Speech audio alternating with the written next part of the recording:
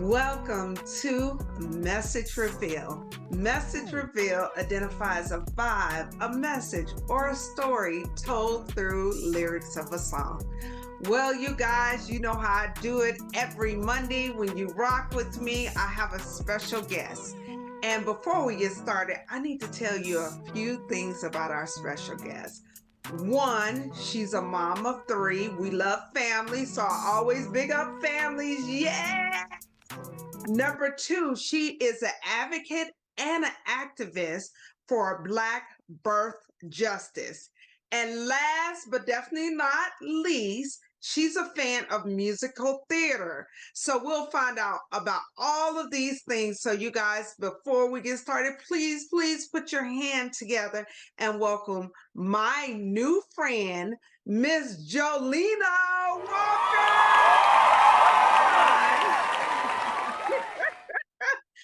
How are you?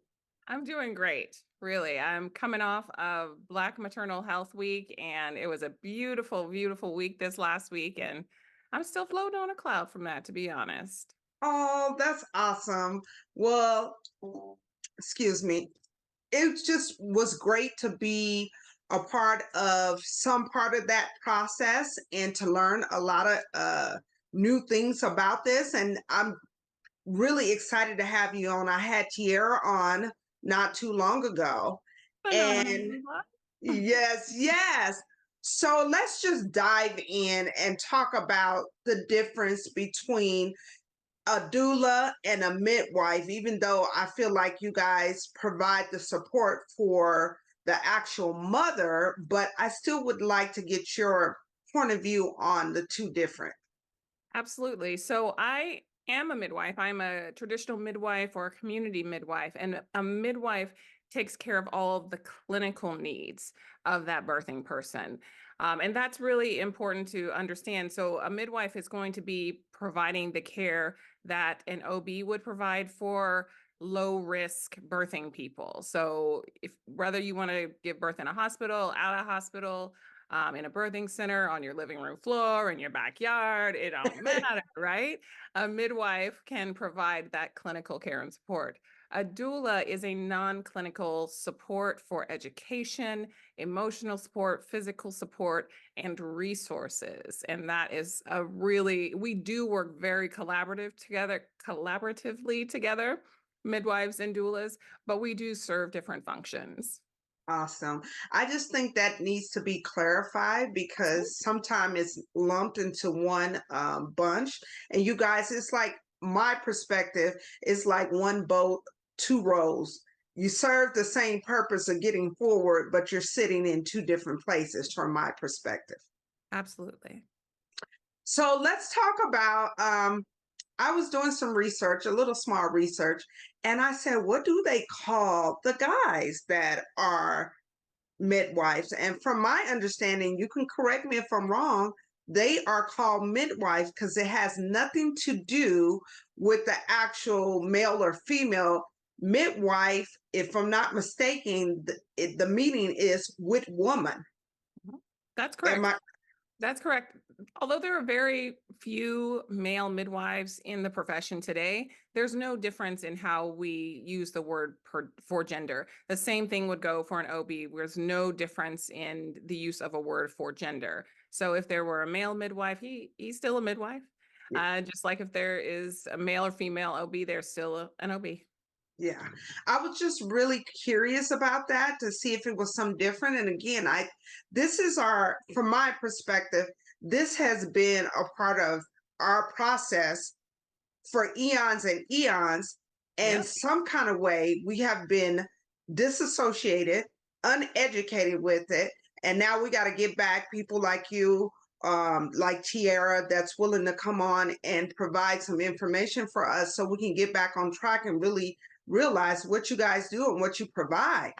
Absolutely. And the removal of midwives from our culture was intentional. So first, that's number one. When OB started coming into this space, and especially male white doctors, they were intentional about taking midwives out of community. They were intentional about smear campaigns around midwives, and especially when it comes to Black midwives and Black midwives serving their community and the surrounding communities since we've been given birth on this planet. That is just the truth about that.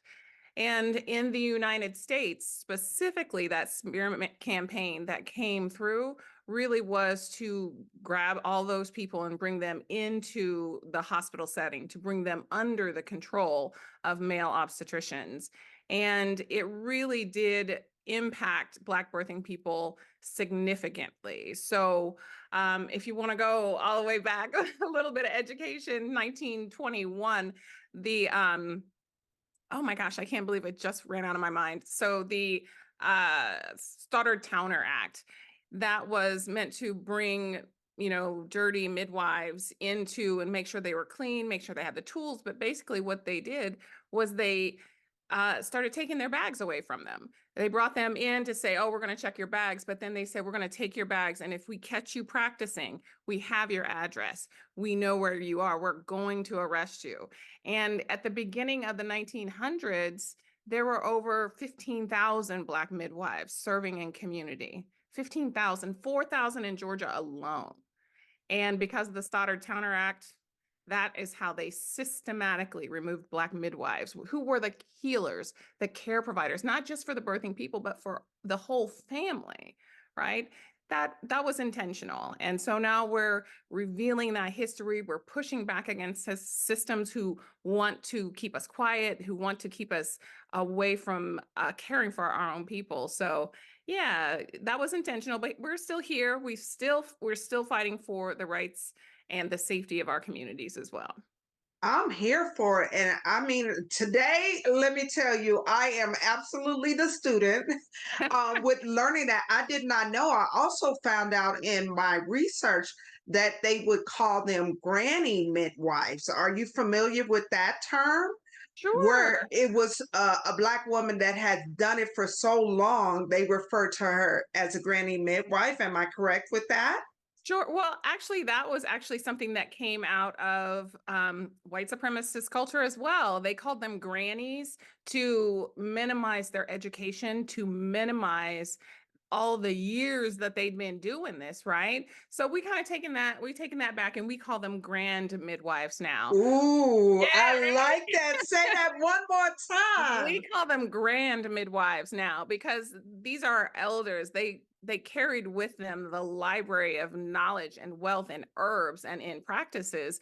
And we want to elevate them, give them their flowers. We really call them grand midwives because they earn the title, right? We're not going to take that old word and let them disenfranchise us. We call them grand midwives. I love that. And I'm thank you for bringing that to my attention. And anytime I will speak of that, I will say grand because we know grand is a high elevation. And I love that term. So I will definitely speak in that manner regarding that.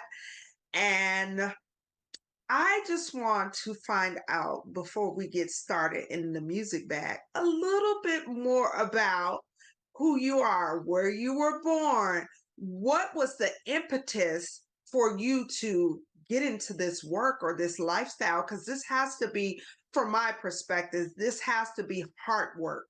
It has to be passion work to do this. So if you can tell me a little bit about that.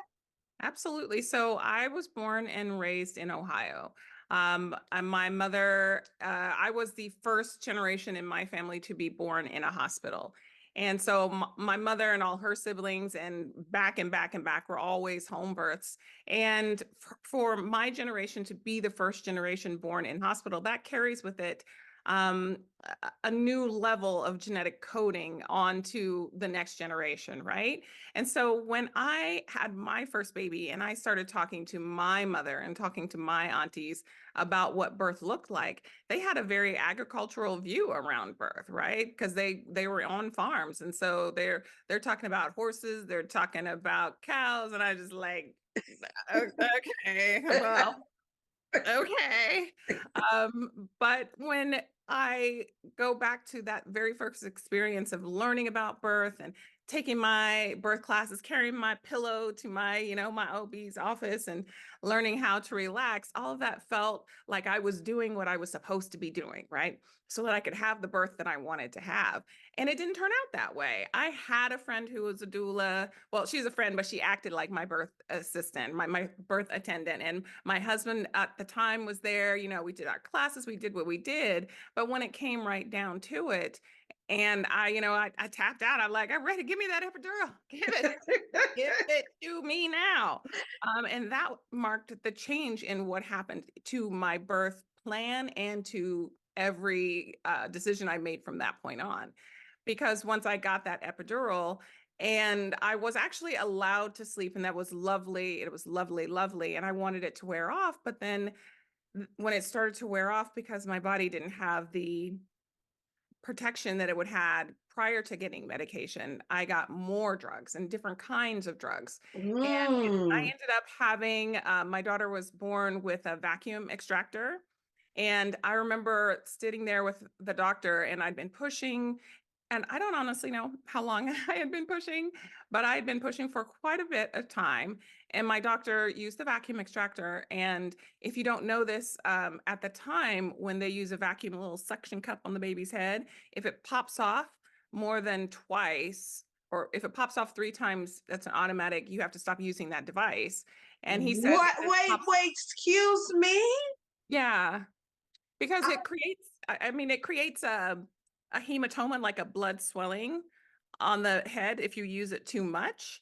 And so the doctor's like, if this pops off one more time, we're taking you back for a C-section. And I'm like, wait a minute, I didn't know that. And he's like, yeah, so you got to get this baby out in this next push. So let's get it done. And I did. I got my baby out in that next push, but that also gave me a 3rd-degree tear, right? And oh, I also had a hemorrhage and a retained placenta, and my doctor had to do a manual extraction of my placenta. So there was a lot of, we called these the cascade of intervention that happens that really did change the direction and my understanding and my knowing about what was happening during my birth. So I actually came out of that birth feeling, all the feelings, had this beautiful baby, and wanting to breastfeed, and the nurses being like, well, Black women don't breastfeed. So, if you get it, you get it. If you wait, don't, wait, wait. No, no, ma'am. you don't I want me to move need past to that? I need to pause. Yes, yes. They were that dismissive and they were in that ward. Oh, yes. And it still happens to this day. To this day. Wow. I'm glad I didn't experience that, but go on. I just can't believe that. Ugh, wow. Yeah. So it was that those were defining moments for me. Again, the dismissiveness, yes. I remember I was trying to breastfeed, and my nurse came in, and she grabbed my boob, and she grabbed my baby's head, and she's like just trying to shove it together, and I was just like, oh my God, what is happening? So I went Wow. home. I went home. Feel like um not ready. I wasn't ready. I remember coming home, and I know a lot of moms feel like this. Like you go home and your baby's sitting in that car seat, and you're looking at your baby, and the baby's sleeping in the car seat, and you're like, what the I do? I don't even know what to do with this little baby. What am I doing? And so it really did start a journey of learning for me, because I was sitting there, and I was actually privileged enough to have paid leave. So I didn't have to worry about the financial aspect of it. So I'm just sitting there with my baby day after day thinking, how did this go wrong? How did I not get what I wanted? Somebody had to know more about this than me. Somebody Yes. should have known how to handle all of these things. And I came across the word doula. And not the hospital that I delivered at, I was living in Boston at the time, but Boston Medical Center had a program called Birth Sisters.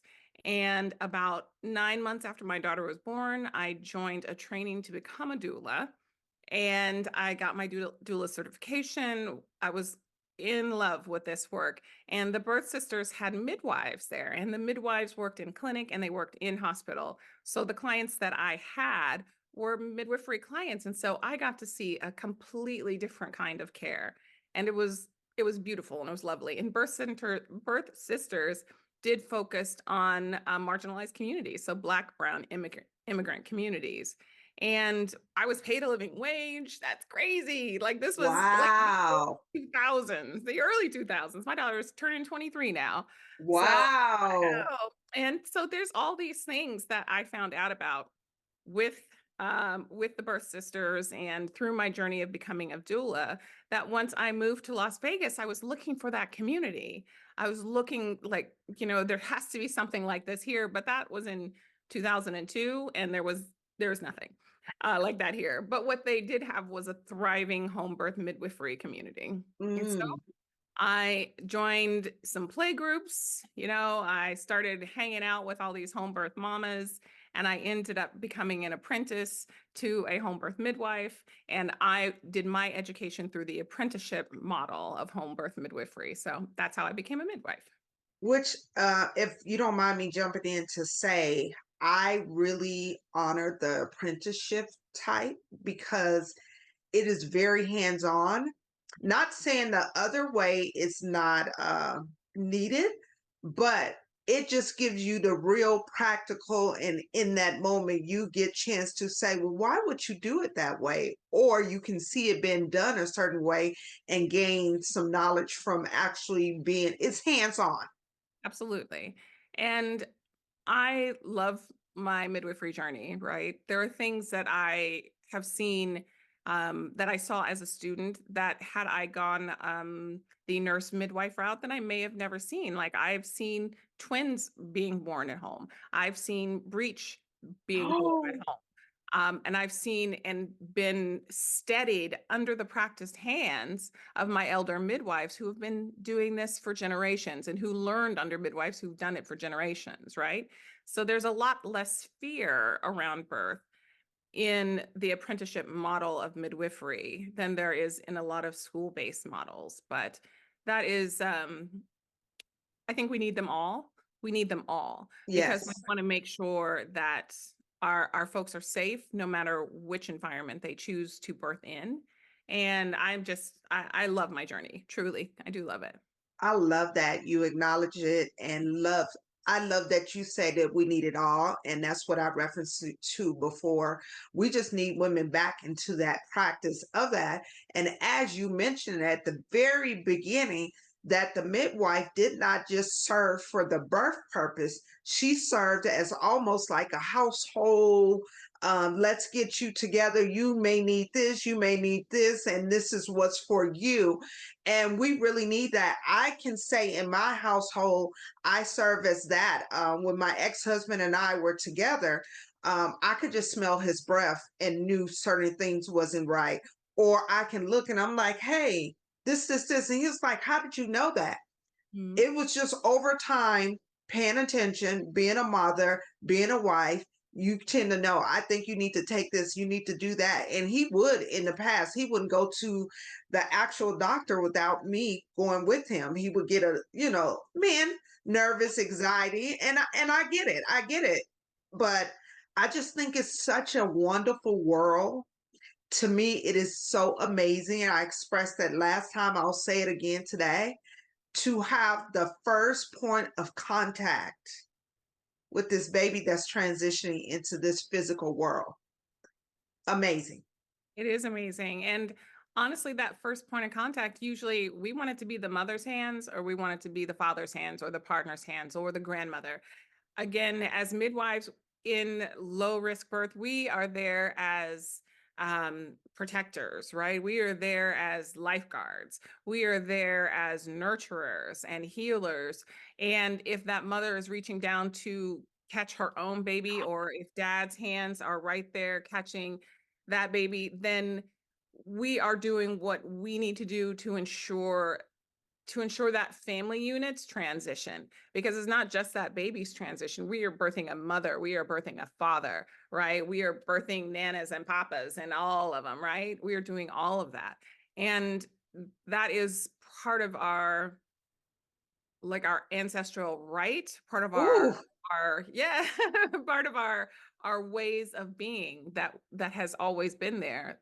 So we're coming back to that. So even if, you know, the little brother comes in with a smashed finger, right? Then, I know some herbs, right? We can wrap on that. We can splint that right up, right? Okay, we can take care of little baby too.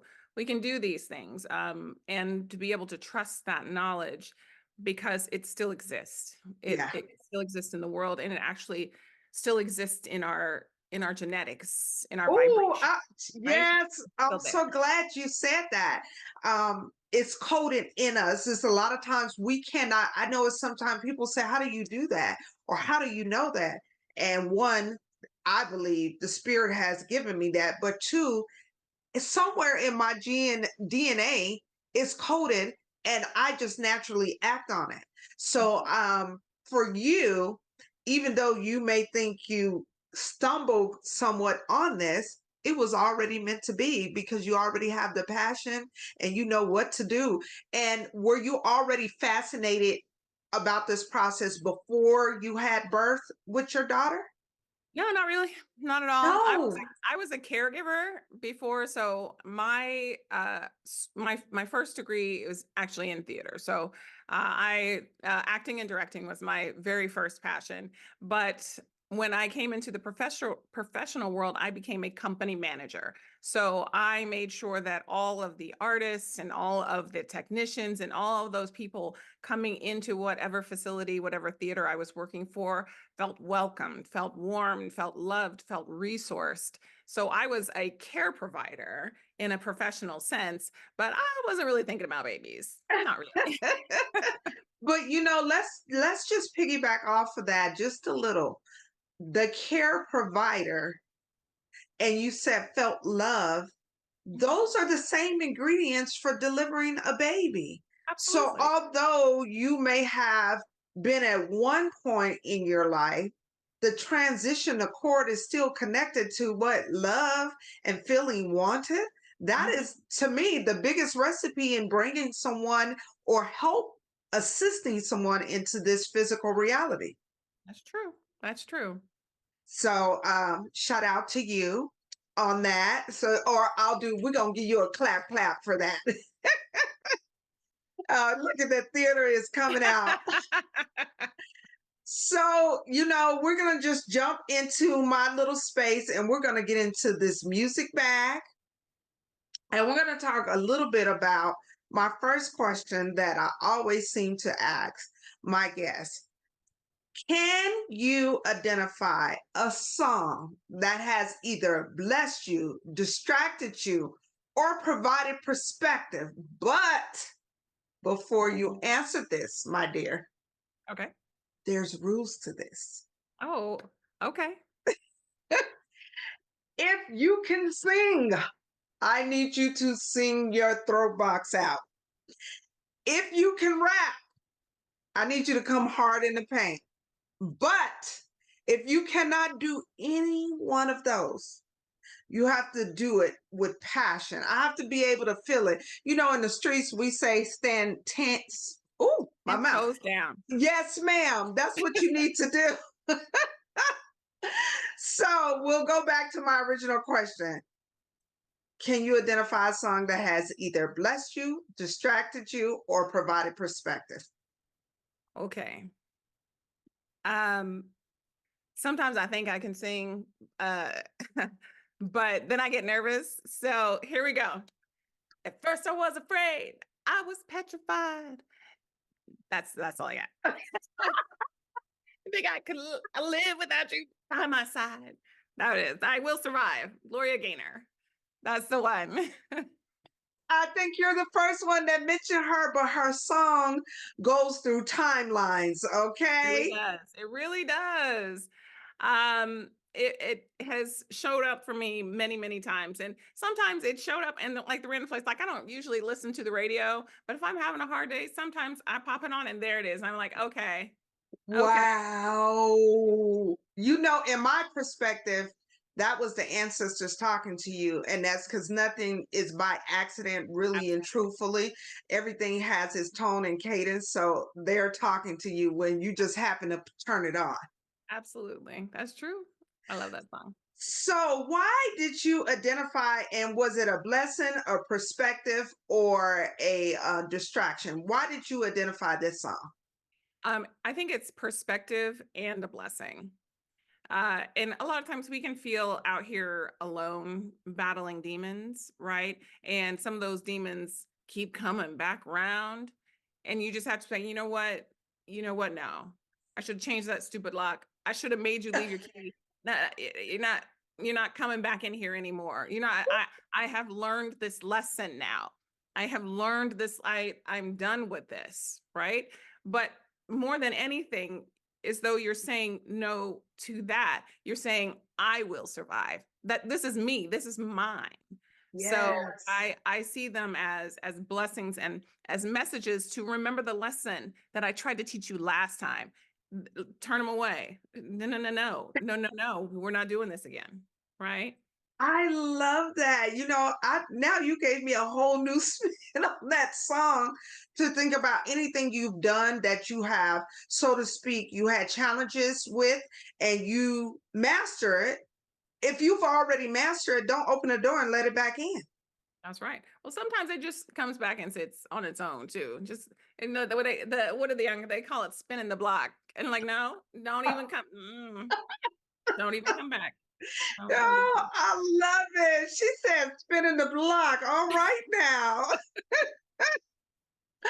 Wow. Well, I definitely like that song. Again, you're the first one to actually bring that one up. I will survive it. And I think that can be, I believe in theme songs. And it can change daily, but I think a lot of people can use that because we all, as they say, life be lifing. hmm We can all say, I survived. You know how we can say it? We made it to another day. That's right. That's right. So I love that. I love that. So let's go back. And at the very beginning, I mentioned that you're a mom of three. Can you just talk a little bit about your other two journey? Did you end up having them at home or you did end up going back to the hospital during the journey? I had my second two children at home with midwives. So yeah, the my middle daughter was my I came to Las Vegas pregnant. I didn't even know. I didn't even know when we moved to Las It Vegas. happens. Yeah.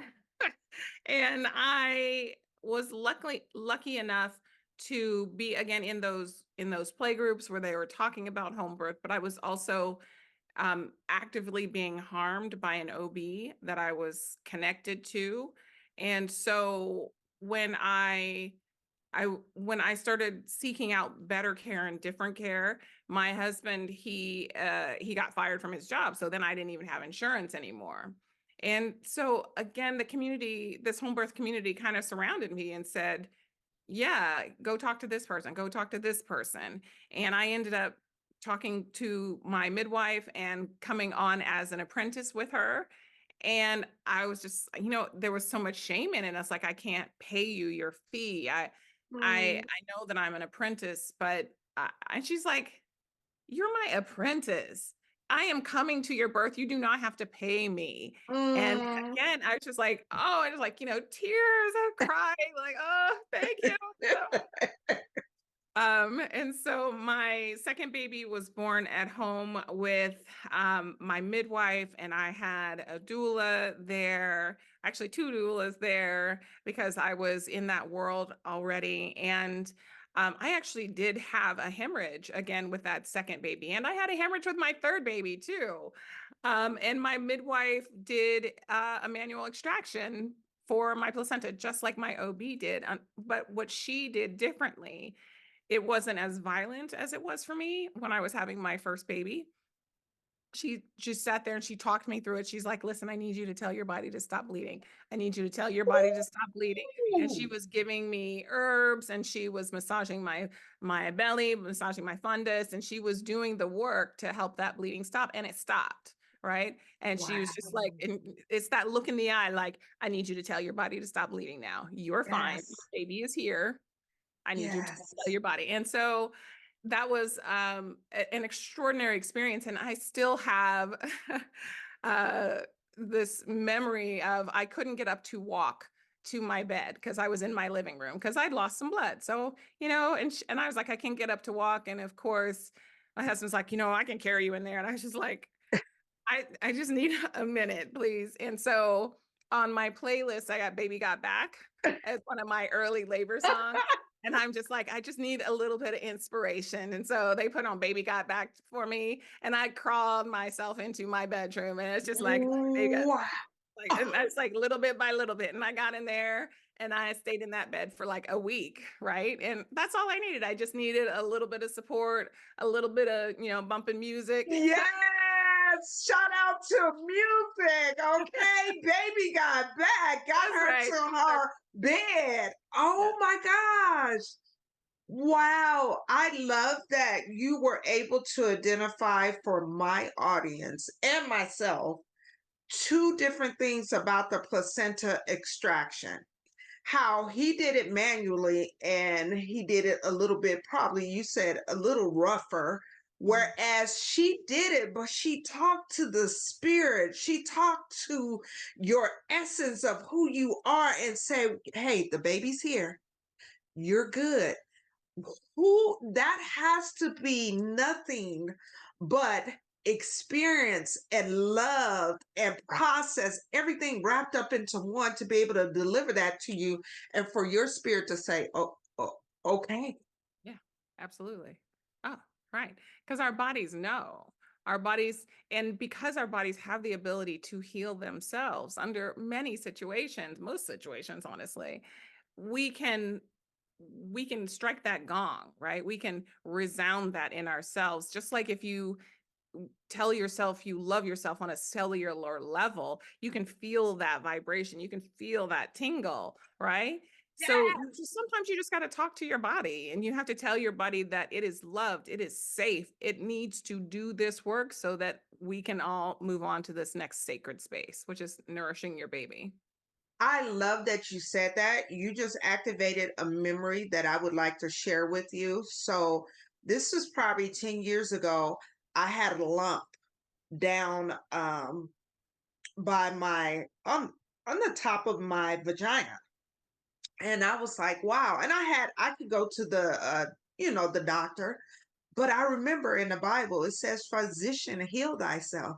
And I was like, wait a minute. And not only that, Jesus told the people, however you believe, but the point is this: you will do greater works than I. If he's saying you will do greater works than I said, wait a minute. So every day I told no one. And when I laid down in the bed, I put my hand on it and I told it what to do. Guess Hmm. what? I have no evidence of it to this day. I Amazing. want somebody out there to know, if it's no one else around, baby, you got the power to do what you need to do and not only heal yourself, you can help the initiation of healing someone else. I just needed that to be known. We don't talk in those supports, that we don't talk in that code system, and if we do, we're told that it is antiquated, that it's not real, and Mhm. for me it's more real than anything else. Absolutely. Absolutely. And it's not only more real, it has been proven across time. And now I'm not even talking about just in the, scientific journal, whatever, but proven across time that we have Yes, the ability to do this for ourselves and for our bodies and for our communities as well. yes, okay, you're getting me pumped up now. Woo, we'll be here for a minute talking about all of the spiritual aspect. It really is the spiritual connection that we have, that's Mhm. coded in us, that has been put down or been forced to lay dormant. And I feel like now a lot of women and men are connecting to their spiritual side that's always been there. But again, if we don't use it, so to speak, we lose it, but it can always be reactivated with environment, discussion, and all Mhm. those things. Again, this is just my perspective. I'm not an expert in it. This is just Halima's point of view. That's all right. I love Halima's point of view. Thank you, my dear. Thank you. So let's get back and talk about music. I have a question for you regarding you having the opportunity to purchase your own music without anybody's influence. Like you went and cleaned someone's house, or you worked, or it was some birthday money, and you was like, oh, this is what I want. Can you identify a song that you had the opportunity to purchase all on your own? So it was actually Whitney Houston's first album. Whitney Houston was the very first album that I bought all of my first cassette, my first cassette, because I'd been babysitting, and actually, strangely enough, I'd sold Amway for a little bit. I was only Oh, 12. How I got to selling Amway at 12, I don't know. I don't these well, we're my gonna give you a clap for that, okay? yeah, so I had not birthday money, I had babysitting money, I had a paper route, I had all these little sideline jobs. I've been working since young. Wow. And so yeah, it was Whitney Houston's Whitney Houston. That was the very first album that I ever bought. And I cannot tell you I had so many favorites on that one, but that was the first one I bought with my own money. Can you, even though you had so many favorites, can you pick one out of the air and share with us that you can think of right now? Uh well, see, now here's the thing. I don't know which song is on which album because I've bought so many of them at this point. So I'm gonna say, um, gosh, how will I know?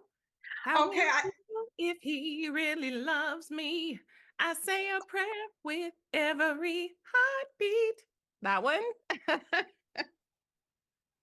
go might be. ahead, girl. Somebody got a voice, okay? Thank you. Yes, yes, that was a good one. That's definitely, I think that is definitely her first one. But if not, you did a great job with giving us some Whitney, okay? I know at the very beginning, we'll go back, which you can hear chords of it as we've been having our discussion about advocacy and being also an activist. Mm. Can you just talk about not just both of those, but for Black justice, Black birth justice? Let me be very specific. Can you just talk about what led you into the space? Yeah, being a midwife doesn't always equate to you being an advocate or an activist. Can you just tell me about some of the things that brought you to this?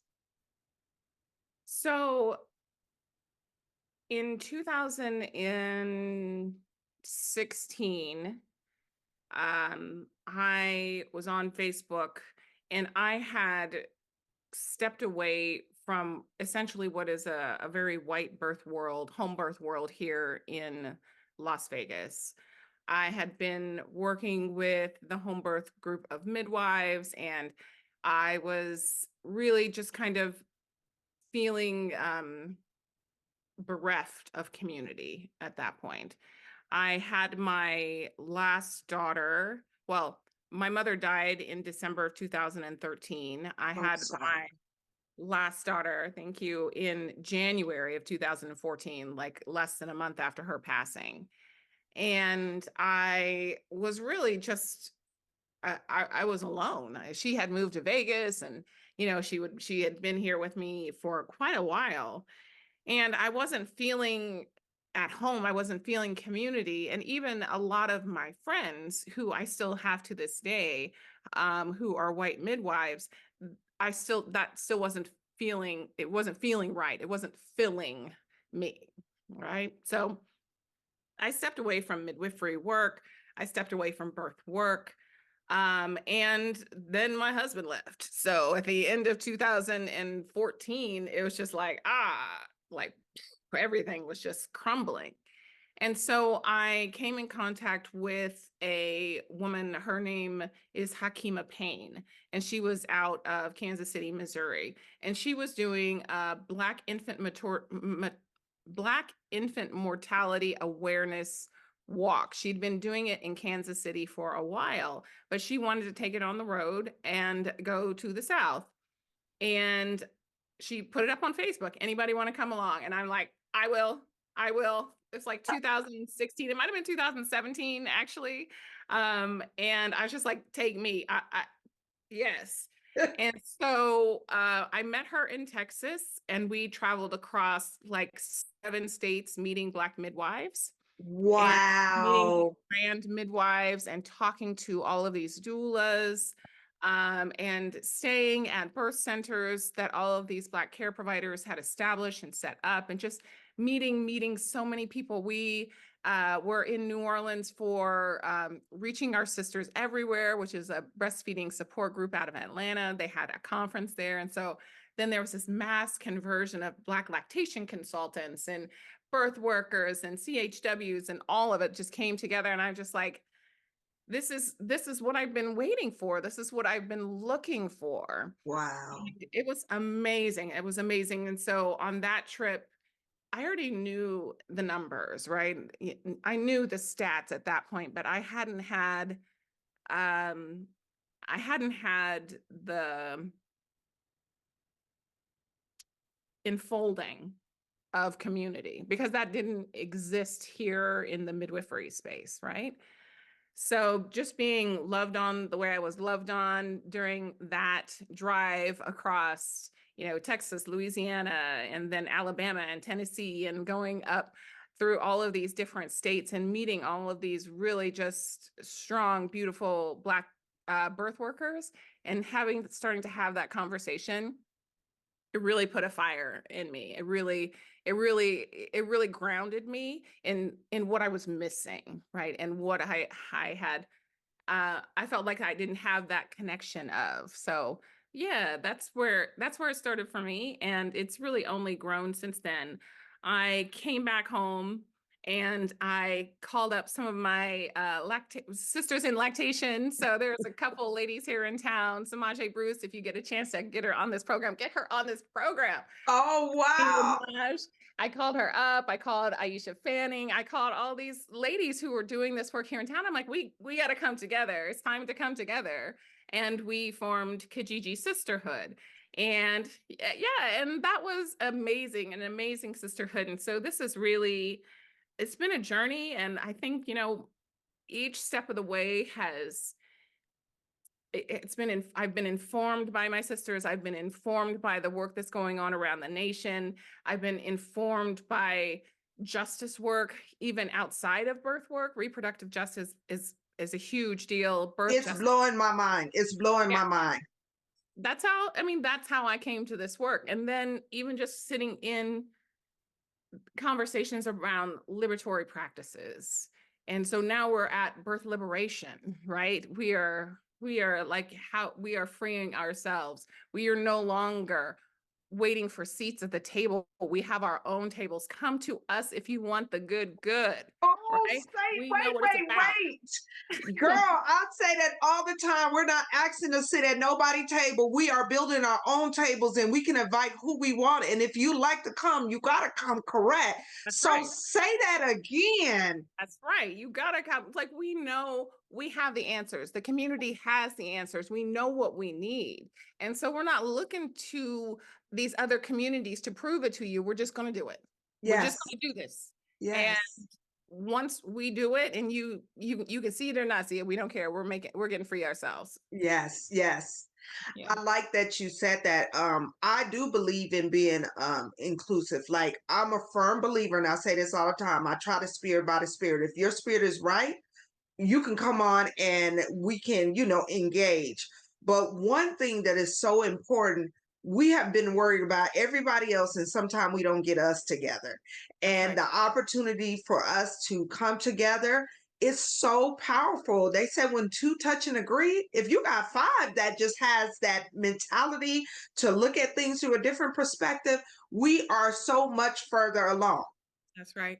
And I have to say that I get that pushback a lot, right? So when I say I'm here for Black birthing people, and you get that, well, if you say that, your business isn't going to be this, or might affect business that, and I'm like, our house is on fire.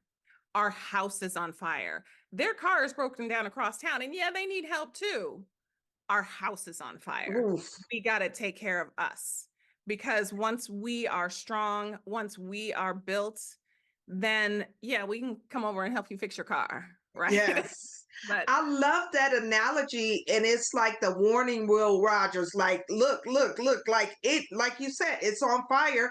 But if we think about it, we have to take care of home. I have an analogy I always use: clean your own house out first before you choose to clean somebody else's house. mm, Because to me, it's counterproductive. You going over cleaning everybody else's house and your house over here is dirty as hell. That's not how I work. We need to have common sense and make sure, excuse my language, but it's the truth of what I said. Let's clean our own house out. And let me say this: if it's somebody sitting next to me and need help, regardless, I'm going to help them, period, and point blank. You know, that's just naturally who we are. We are the mothers of the universe. that's right. Now that takes me back to a Toni Morrison story that she told in an interview once, where she said she was talking about school integrations, right? Where all these white mothers were pushing on a bus and they wanted to set that bus on fire full of Black children. You would never see Black mothers doing that. You would never see Black mothers doing that because we are the foundational mothers, right? If you, I don't care what color that child is, that color that mother is, we will help. Absolutely. And there's no question about it. There's no question about it. So when people say, do you only serve Black people? No, absolutely not. Absolutely not. But I'm going to keep my eyes, my priority here because nobody else is looking out. And if we don't look out, then there's going to be somebody coming in to set our buses on fire. So, I'm glad that you kind of packaged it up and gave a straight through line that yes, we must keep an eye on what's going on with us. Because if not, we got so many, listen, it's so many things that just in the interview alone or me doing research, I had no idea about. And I'm still learning and I will still continue to tap in. At one point, I said I either wanted to be a doula or a midwife. Of course, I'll live vicariously through you guys, but I would love to be have the opportunity with someone in my family or friend actually see a real life birth. And I'll tell you how much I'm just so enamored about it. I don't know if you remember Spike Lee had a movie called, what was the name of the movie? Not Brook. Oh, Crooklyn? not Crooklyn. It was before that. Jungle Fever, I think. No, it Okay. wasn't Jungle Fever. What was it? Well, anyway, at the very end of the movie, the mother has birth Hmm. and they show everything, the baby coming out and everything. And I don't know where I get it from. I was just so like, oh, I love this. I want to see. And it's just been amazing. I didn't get a chance to have my children um naturally. They were done through a C-section, but you know, nevertheless, everybody goes through their journey. But we want young ladies to know they have options. Whatever one person tell you, it's six or seven other ways to do things, so they need to be aware of. And that's why we have people like you, we have people like Tiara and many other doulas, midwives, or mothers that have just been a part of this process and don't identify as those names but has been doing the work. Absolutely. And it is always, if you don't know what your choices are, you do not have a choice. Ooh, So it is say very, that one more time. if you don't know what your choices are, you do not have a choice. So we have to be open and ready and exploratory and learning so that we will actually have our choices. And I not to push my doula training, but if you want to become a doula, we can talk about that at the end. But more than anything, what I want soldiers on these streets understanding the vast array of choices, because this education, we got to come reclaim this education so that maybe they're not hearing it from me, their midwife. Maybe they're hearing it from their next door neighbor about the choices that she made to have her third son or her fifth baby or whatever. Maybe it was her first. It doesn't matter. They know their neighbor. They're going to be Yes. taking that information and they're going to take it in and then they're going to go look for more information. And that is how we spread a culture of understanding, is one by one. Wow. Again, when I say I'm the student today, honey, this has been just really mind blowing, and it's something that's very near and dear to my heart. And not only it's so amazing. It's like forming a clay pot. It's all these different pieces and how you form it. And again, I just keep coming up with more information. But the choices piece is so powerful, and I think for me it applies to life, not just the birthing community. Absolutely. Absolutely. So I love that. Um, we're gonna take a twirl back into music. Okay. Can you identify a song that you sung as a child and you were just like, "Woo, yes," and then you became adult and you're like, "Wait 1 minute! I had no idea I was singing that or it was about that." Can you identify a song? So um I wrote down, it's actually an old church song that I used to walk around singing all the time. And it's a gospel song called Soldiers in the Army. And so I grew up, strong Black matriarchal family, going to church. And my mom actually became a minister after we all got out the house. So keeping that lineage going. So it's a song that I used to sing all the time because I love that strong beat. We are soldiers in the army. We have to fight, although we have to cry. And I used to go, I like, why do they say it like that? Why do they say we have to fight, although we have to cry? I'm like, that doesn't make any difference. That doesn't make sense. Why is that? And that is one that when I'm walking sometimes, because I'm a walker when I meditate, that is a song that it really does kind of keep coming back up in my mind. And then I was like, we have to fight, although we have to cry, because these tears, we have to keep fighting, even though it's painful. We have to keep fighting, even though it hurts. We have to keep fighting. And that lyric was very it's just always stayed with me. And it says we have to hold up the bloodstained banner, Lord. We have to hold it up until we die. And I think of all of our Black mamas who are dying, right, because of racist systems, because we're not being heard, because we're not being listened to. We have to hold up that banner. We have to say their names, right? Yes. And we have to keep doing it. We have to keep doing it. And as a kid, I the bloodstained banner, I didn't know what that meant. I don't know what that meant, but we have to keep holding up this real sign of the harm that is being caused. And we have to keep doing it through our tears. We have to keep doing it. And when one falls, we keep doing it. The second verse is, my mother, she got weak and she died, right? But she was holding on to the gospel plow, right? She just kept going. And that is one of those songs that has always stayed with me. And when I walk, and I just kind of feel that, I allow myself to run through the verse a couple of times and be like, okay, well, let me just turn on some Beyonce now, because okay, But the song, from my perspective, what you're giving me is resilience, no matter what. yeah, that's Keep true. going. That's right. We have to keep going because the work does not stop. The work does not stop. And so, yeah, and we pass it on. We pass it on. Yes. And that's life. That's resilient. And we know that it's been a lot of course that has been cut to our history.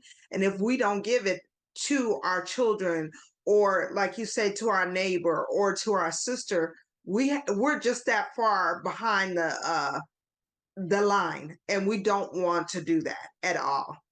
Right. And if we don't say it, we're condemning them to experience the exact same thing. Yes, a repeated cycle. a Yes. repeated cycle. Thank you. With that being said, you said don't say it. So I have something that I repeatedly say on my podcast, and it's a must. You had said that your mother passed, and I believe that when someone passed, they pass a physical death, but a spiritual death if we don't say their name. So would you please honor your mother and say her first and last name so we can honor her today? Her name is Joanne Walker. Yes. And my Thank mom, you, Joanne. I would not get a chance to meet this beautiful, beautiful lady. So thank you for honoring me and doing that in honor of your mother. That's something I'm really big on.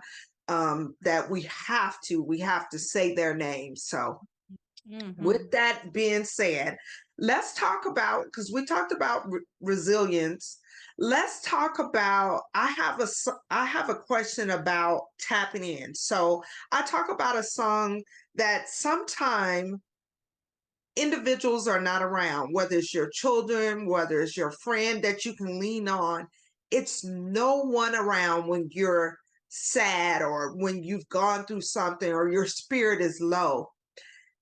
What song that you can identify that pulls your spirit up, that you can tap in and you're like, okay, it helps take you to a higher level? Can you identify your tap in song? Absolutely. So I am a musical theater fan.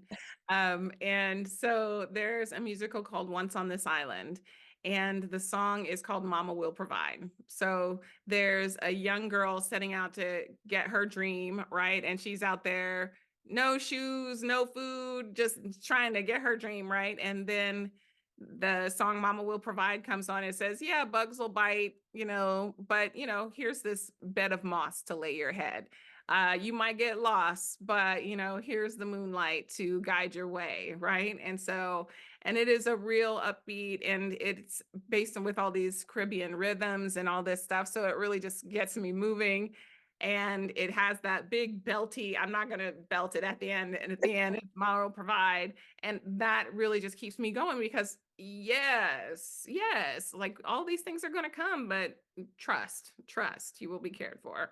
Yes, I love that. I love that. That can be physically or spiritually Indeed. Indeed. entangled. And yes, that is true. Mama will provide. I'm a grown woman and I still tap into my mother. I would not be sitting on this platform if it was not for the love and support of my mother. So I love that.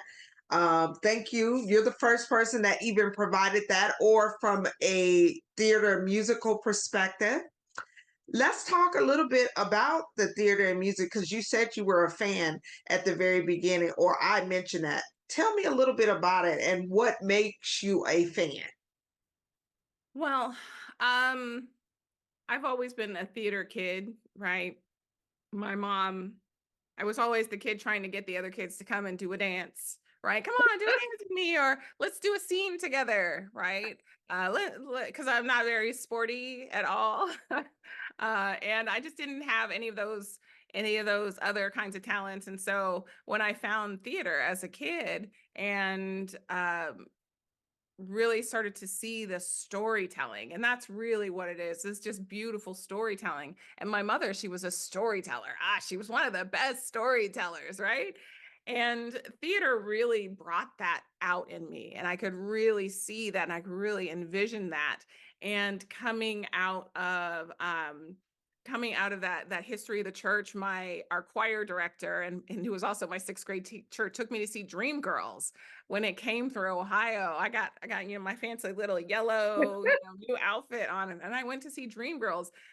Very inappropriate musical for a child of that age, but But whatever. you were glad you were there, I was right? glad. I was glad. And so it really did just open this whole new level of music and storytelling. And just, I, I was in love with the theater. And from that point on, all through high school, elementary school, I always wanted to be in the theater. And I ended up going to college and getting my degree in fine arts, right?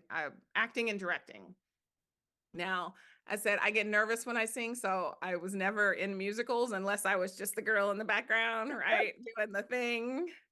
But it has always stayed with me as a form of real storytelling, and it touches so deeply into what I grew up on in church storytelling, because most gospel songs really, it's just about storytelling. And we come from this oral tradition that this just makes sense to me. It just makes sense for us to be singing these things and telling these stories. So I went to school for it. I moved to New York. After I graduated college, it's still not singing. I became a stage manager, became a company manager, but always still coming back into lowering the lights and watching the show, right? Wow. So I love theater. I love musical theater. So it does kind of feed me. It feeds that need for story. I love that. Again, I love how you give us the perspective, and I've never thought about it that way. That really, if someone is preaching or someone is singing, it really is just telling a story from their perspective. Absolutely. And what, even if it's in the theater, it's still telling a story. So I love that. I definitely love that. Well, I just need to tell you that it has been absolutely amazing having the opportunity to talk to you. I could talk about this particular subject for another 2 more hours. You would say, Halima, it's time to get off. And I'll be like, one more question, one more thing. But before we get out of here, I do have one last question about music. So I believe in high elevation, I believe in high energy music. And I say that because we can be out having a dinner and you hear someone say, Happy birthday to you. Happy birthday. We'll just join in. And after the birthday song, now we may be friends, we may be family, we didn't high fived each other. I say all of that to say, can you identify a song that had high elevation and you were able to participate, or you were able to watch a group participate and it still gave you high elevation energy? Okay, absolutely. So first of all, let me just say, because I'm a theater kid, we sing everything all the time. Right. So that's just something we do. But I'm going to bring it back to this just ended Black Maternal Health Week. So I went to Missouri to help with a policy day, for a lobby day for my sisters who are fighting for Medicaid reimbursement. Which I was part of the team that wrote the bill that got us the increased reimbursement here in Nevada. So I was part of that team. So my sibs out in Missouri, they're fighting to get that Medicaid reimbursement. So I went out there, and I was there for their policy day, and they were in the Missouri State House in the rotunda, and they're getting hyped and they're giving their speeches and all this. And one of the MCs, she started singing and said, "On my mama, on my hood, I look I look fly. fly. I look good." And like, this is us. We were like, all these Black doulas, all these midwives, we were like, yes, we are. And we were in the rotunda of the Missouri State House singing this song, trying to bring ourselves together, right? Trying to grab that. And that song, that became this theme for the weekend. And that was a beautiful moment. We were all up. People were twerking. People were doing their stuff right there, because we know that as community midwives, as community birth keepers, it is about our mamas. It is about our hood. And so Yes. we're there for this business, right? All the way to the end of the evening, we had this dinner and they had these three-piece band and they were doing it in this jazz style. On my mama, on my hood. It was amazing. It was amazing. And that was something that really just brought us together. And we felt each other. We felt this drive, this need to be about it, to be a community. That Yes. was real good. So I that's love that. On my mama, on how my hood. I I look look fly. fly. I I look look good. good. Yeah, Touch my swag. Wish you wish you could. could. I love, see, this is what I love. One, about music, but two, how we just can take something in that moment and take it to the next level. And Mhm. that's what our culture is known for. It may look like this, but we'll take it and sprinkle a little flavor on it and take it. And now let me say that song didn't need no flavor sprinkle on it. Okay. It was already full of flavor. But for you guys to take it and just really take it to the next level for your cause, amazing. Amazing. Wow. Well, before we get out of here, please share with my audience any before we get, let me just back this train up a little bit. You talked about Kijiji sisterhood. Mhm. I did look it up, and I know that you have a website, so hopefully you will share the website, share anything that you have connected to. And if my audience would like to get in touch with just you to find out some more information, if you can do so. Absolutely. So Kijiji Sisterhood is a 501c nonprofit that it helps to support birthing people through the birth year. So Kijiji is Kijiji. Kijiji means village in Swahili. So that is the Kijiji Sisterhood. And another business that I'm really out here promoting is the Birth Collaborative Las Vegas. That is the doula training program that myself and my nurse midwife partner, Carol Reddick, have put together to train workforce. Because we know that we need a lot of boots on the ground in order to make change in this culture, in this world, in this city. So the Yes. Birth Collaborative Las Vegas, our IG handle is LV birth underscore collaborative. That's our IG and Facebook handle. Our website is bclv.org. And me personally, though I am not online very often, I do try to get on there sometimes. My IG handle is Joe Roses, JOROSES. And my Facebook is just Jollina Walker. So those are. Okay. Wonderful. And we'll make sure that everything you just said will also be down in the description box just in case so they can make sure they can get access to you. Another thing that I do want to bring attention to is Black Breastfeeding Week, which is August the 25th through the 31st, if I'm not correct. We and also in addition to that, before that, breastfeeding world is August the 1st through the 7th, correct?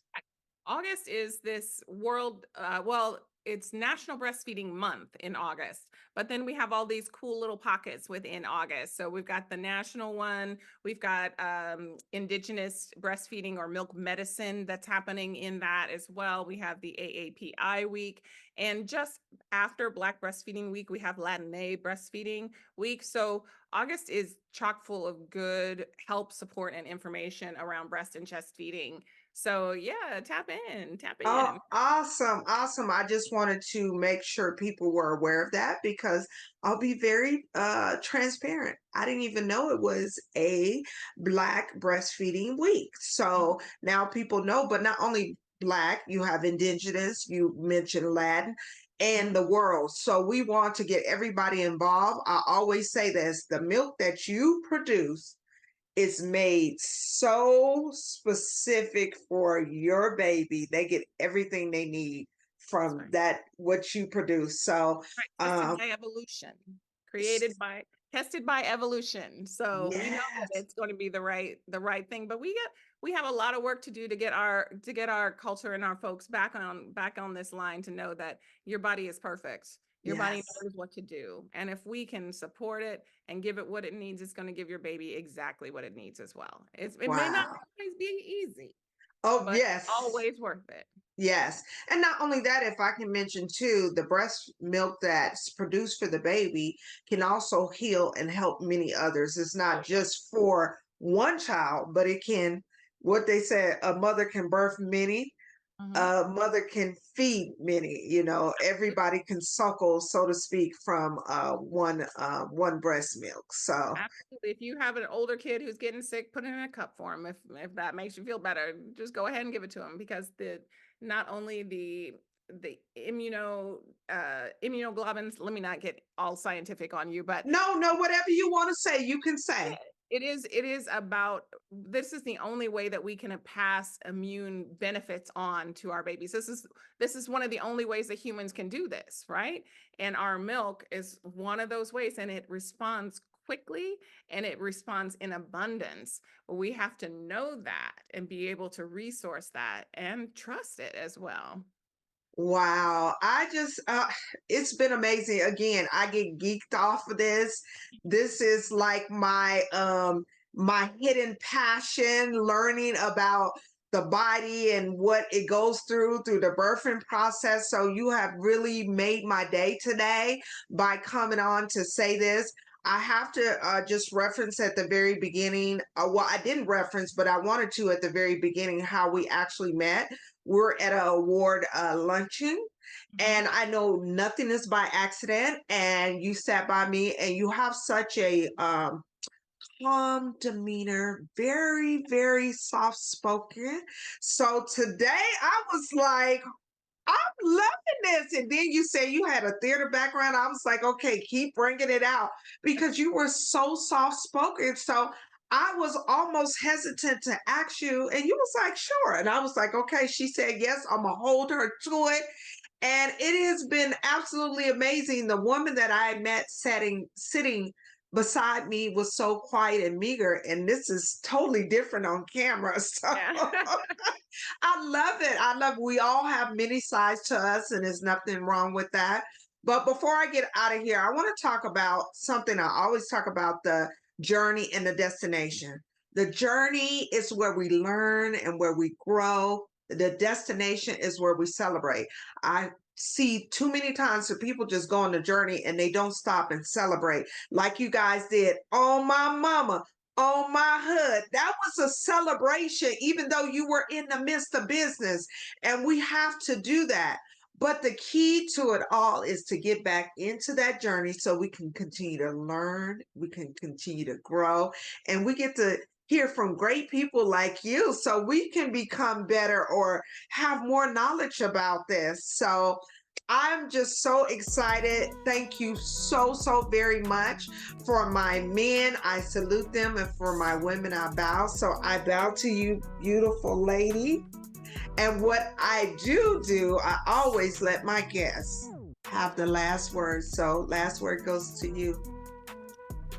Well, since we talk about music and we talk about how that ropes in everything, I'm going to say get out the drums, bang some drums, move your feet, take your shoes off, put your feet in the dirt, just get out there and connect with Mother Earth, connect with your sisters, hold somebody's hand, put your arm around somebody, show them that you love them, because so often we get disconnected, but it is so easy to reconnect. Take off your shoes, get out some drums, move your body, show your cells, show yourself some love, and that way it can just radiate past you and out into the world, and people are going to see that.